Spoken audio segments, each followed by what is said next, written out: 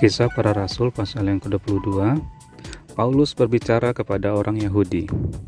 Hai saudara-saudara dan bapak-bapak, dengarkanlah apa yang hendak kukatakan kepadamu sebagai pembelaan diri. Ketika orang banyak itu mendengar ia berbicara dalam bahasa Ibrani, makin tenanglah mereka. Ia berkata, aku adalah orang Yahudi, lahir di Tarsus dan tanah Kilikia, tetapi dibesarkan di kota ini, dididik dengan teliti di bawah pimpinan Gamaliel dalam hukum nenek moyang kita, sehingga aku menjadi seorang yang giat bekerja bagi Allah, sama seperti kamu semua pada waktu ini. Dan aku telah menganiaya pengikut-pengikut jalan Tuhan sampai mereka mati, laki-laki dan perempuan kutangkap dan kuserahkan ke dalam penjara. Tentang hal itu, baik imam besar maupun majelis tua-tua dapat memberi kesaksian. Dari mereka aku telah membawa surat-surat untuk saudara-saudara di Damsyik, dan aku telah pergi ke sana untuk menangkap penganut-penganut jalan Tuhan yang terdapat juga di situ dan membawa mereka ke Yerusalem untuk dihukum. Tetapi dalam perjalananku ke sana, ketika aku sudah dekat Damsyik, yaitu waktu tengah hari, tiba-tiba memancarlah cahaya yang menyilaukan dari langit mengelilingi aku. Maka rebahlah aku ke tanah dan aku mendengar suatu suara yang berkata kepadaku, Saulus, Saulus, mengapa engkau menganiaya aku? Jawabku, siapakah engkau Tuhan? Katanya, akulah Yesus, orang Nazaret yang kau aniaya itu. Dan mereka yang menyertai aku memang melihat cahaya itu, tetapi suara dia yang berkata kepadaku tidak mereka dengar. Maka kataku, Tuhan, apakah yang harus kuperbuat? Kata Tuhan kepadaku, bangkitlah dan pergilah ke Damsyik. Di sana akan diberitahukan kepadamu segala sesuatu yang ditugaskan kepadamu. Dan karena aku tidak dapat melihat oleh karena cahaya yang menyilaukan mata itu, maka kawan-kawan seperjalananku memegang tanganku dan menuntun aku ke Damsyik. Di situ ada seorang bernama Ananias, seorang saleh yang menurut hukum Taurat dan terkenal baik di antara semua orang Yahudi yang ada di situ. Ia datang berdiri dekatku dan berkata, Saulus, saudaraku, bukalah matamu dan melihatlah. Dan seketika itu juga aku melihat kembali dan menatap dia. Lalu katanya, Allah nenek moyang kita telah menetapkan engkau untuk mengetahui kehendaknya, untuk melihat yang benar dan untuk mendengar suara yang keluar dari mulutnya. Sebab engkau harus menjadi saksinya terhadap semua orang tentang apa yang kau lihat dan yang kau dengar. Dan sekarang mengapa engkau masih ragu-ragu? Bangunlah, berilah dirimu dibaptis, dan dosa-dosamu disucikan sambil berseru kepada nama Tuhan. Sesudah aku kembali di Yerusalem dan ketika aku sedang berdoa di dalam bait Allah, rohku diliputi oleh kuasa ilahi. Aku melihat dia yang berkata kepadaku, lekaslah, segeralah tinggalkan Yerusalem, sebab mereka tidak akan menerima kesaksianmu tentang aku. Jawabku, Tuhan, mereka tahu bahwa akulah yang pergi dari rumah ibadat yang satu ke rumah ibadat yang lain, dan yang memasukkan mereka yang percaya kepadamu ke dalam penjara dan menyesah mereka. Dan ketika darah Stefanus, saksimu itu ditumpahkan, aku ada di situ dan menyetujui perbuatan itu, dan aku menjaga pakaian mereka yang membunuhnya.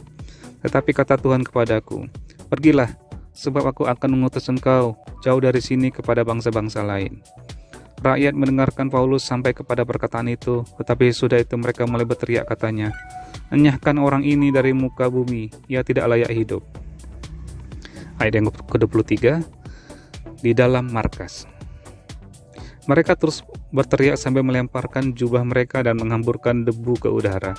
Karena itu kepala pasukan memberi perintah untuk membawa Paulus ke markas dan menyuruh memeriksa dan menyesah dia, supaya dapat diketahui apa sebabnya orang banyak itu berteriak-teriak sedemikian terhadap dia. Tetapi ketika Paulus ditelentangkan untuk disesah, berkatalah ia kepada perwira yang bertugas, bolehkah kamu menyesah seorang warga negara Rom, apalagi tanpa diadili? Mendengar perkataan itu, perwira itu melaporkannya kepada kepala pasukan, katanya, apakah yang hendak engkau perbuat? Orang itu warga negara Rom. Maka datanglah kepala pasukan itu kepada Paulus dan berkata, katakanlah, benarkah engkau warga negara Rom? Jawab Paulus, benar. Lalu kata kepala pasukan itu, kewarganegaraan itu kubeli dengan harga yang mahal. Jawab Paulus, tetapi aku mempunyai hak itu karena kelahiranku. Maka mereka yang harus menyesah dia segera mundur, dan kepala pasukan itu juga takut, setelah ia tahu bahwa Paulus yang ia suruh ikat itu adalah orang Rom.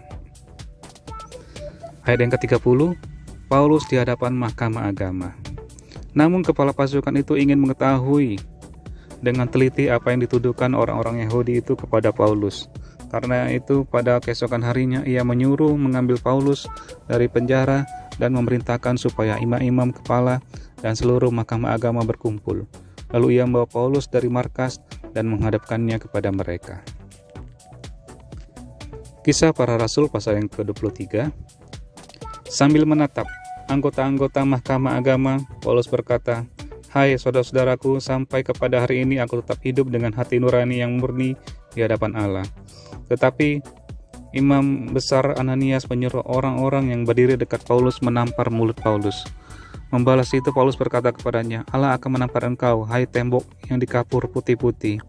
Engkau duduk di sini untuk menghakimi aku menurut hukum Taurat, namun engkau melanggar hukum Taurat oleh perintahmu untuk menampar aku." Dan orang-orang yang hadir di situ berkata, "Engkau mengejek Imam Besar Allah?" Jawab Paulus, "Hai saudara-saudara, aku tidak tahu bahwa ia adalah imam besar. Memang ada tertulis, janganlah engkau berkata jahat tentang seorang pemimpin bangsamu." Dan karena ia tahu bahwa sebagian dari mereka itu termasuk golongan orang Saduki dan sebagian termasuk golongan orang Farisi, ia berseru dalam mahkamah agama itu, katanya, "Hai saudara-saudaraku, aku adalah orang Farisi, keturunan orang Farisi. Aku dihadapkan ke mahkamah ini karena aku mengharap akan kebangkitan orang mati."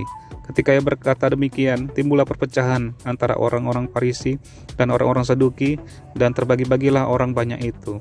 Sebab orang-orang Saduki mengatakan bahwa tidak ada kebangkitan dan tidak ada malaikat atau roh, tetapi orang-orang Farisi mengakui kedua-duanya.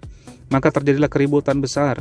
Beberapa ahli Taurat dari golongan Farisi tampil ke depan dan membantah dengan keras, katanya, "Kami sama sekali tidak menemukan sesuatu yang salah pada orang ini.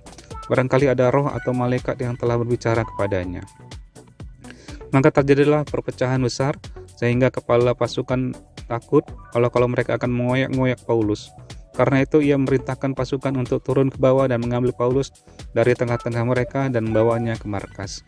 Pada malam berikutnya Tuhan datang berdiri di sisinya dan berkata kepadanya, "Kuatkanlah hatimu, sebab sebagaimana engkau dengan berani telah bersaksi tentang aku di Yerusalem, demikian jugalah hendaknya engkau pergi bersaksi di Roma." Ayat yang ke-12, komplotan orang-orang Yahudi. Dan setelah hari siang, orang-orang Yahudi mengadakan komplotan dan bersumpah dengan mengutuk diri bahwa mereka tidak akan makan atau minum sebelum mereka membunuh Paulus. Jumlah mereka yang mengadakan komplotan itu lebih daripada 40 orang. Mereka pergi kepada imam-imam kepala dan tua-tua bangsa Yahudi dan berkata, "Kami telah bersumpah dengan mengutuk diri bahwa kami tidak akan makan atau minum sebelum kami membunuh Paulus.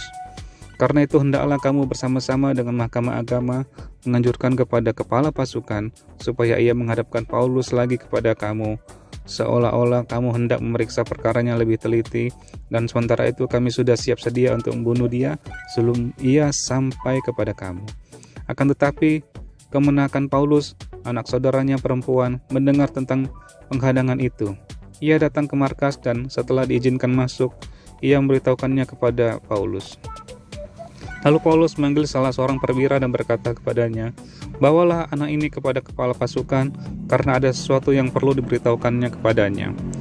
Perwira itu membawanya kepada kepala pasukan dan berkata, "Paulus seorang tahanan itu memanggil aku dan meminta supaya aku membawa anak muda ini kepadamu, sebab ada yang perlu diberitahukannya kepadamu." Maka kepala pasukan itu memegang tangan anak muda itu, lalu membawanya ke samping dan bertanya, "Apakah yang perlu kau berikan kepadaku?" Jawabnya, "Orang-orang Yahudi telah bersepakat untuk meminta kepadamu supaya besok engkau menghadapkan Paulus lagi ke mahkamah agama, seolah-olah mahkamah agama itu mau memperoleh keterangan yang lebih teliti daripadanya. Akan tetapi janganlah engkau mendengarkan mereka, sebab lebih daripada 40 orang dari mereka telah siap untuk menghadang dia. Mereka telah bersumpah dengan mengutuk diri bahwa mereka tidak akan makan atau minum sebelum mereka membunuh dia. Sekarang mereka telah siap sedia dan hanya menantikan keputusanmu." Lalu kepala pasukan menyuruh anak muda itu pulang dan memerintahkan kepadanya, "Jangan katakan kepada siapapun juga bahwa engkau telah memberitahukan hal ini kepadaku." Ayat yang ke-23, Paulus dipindahkan ke Kaisarea. Kemudian kepala pasukan memanggil 2 perwira dan berkata, "Siapkan 200 orang prajurit untuk berangkat ke Kaisarea beserta 70 orang berkuda dan 200 orang bersenjata lembing, kira-kira pada jam 9 malam ini. Sediakan juga beberapa keledai tunggang untuk Paulus dan bawalah dia dengan selamat kepada wali negeri Felix. Dan ia menulis surat yang isinya sebagai berikut. Salam dari Claudius Lysias kepada wali negeri Felix yang mulia. Orang ini ditangkap oleh orang-orang Yahudi dan ketika mereka hendak membunuhnya, aku datang dengan pasukan mencegahnya dan melepaskannya karena aku dengar bahwa ia adalah warga negara Roma. Untuk mengetahui apa alasannya mereka mendakwa dia, aku menghadapkannya ke mahkamah agama mereka. Ternyatalah bagiku bahwa ia didakwa karena soal-soal hukum Taurat mereka, tetapi tidak ada tuduhan atas mana ia patut dihukum mati atau dipenjarakan. Kepadaku telah diberitahukan bahwa ada komplotan merencanakan membunuh dia. Karena itu aku segera menyuruh membawa dia kepadamu, sedang kepada para pendakwa telah aku beritahukan bahwa mereka harus mengajukan perkara itu kepadamu. Lalu prajurit-prajurit itu mengambil Paulus sesuai dengan yang diperintahkan kepada mereka dan membawanya pada waktu malam ke Antipatris. Pada keesokan harinya mereka membiarkan orang-orang berkuda dan Paulus meneruskan perjalanan dan mereka sendiri pulang ke markas. Setibanya di Kaisarea, orang-orang berkuda itu menyampaikan surat itu kepada wali negeri serta menyerahkan Paulus kepadanya. Dan setelah membaca surat itu, wali negeri itu menanyakan Paulus dan dari provinsi manakah asalnya. Dan ketika ia mendengar bahwa Paulus dari Kilikia, ia berkata, "Aku akan memeriksa perkaramu bila para pendakwamu juga telah tiba di sini." Lalu ia menyuruh menahan Paulus di istana Herodes.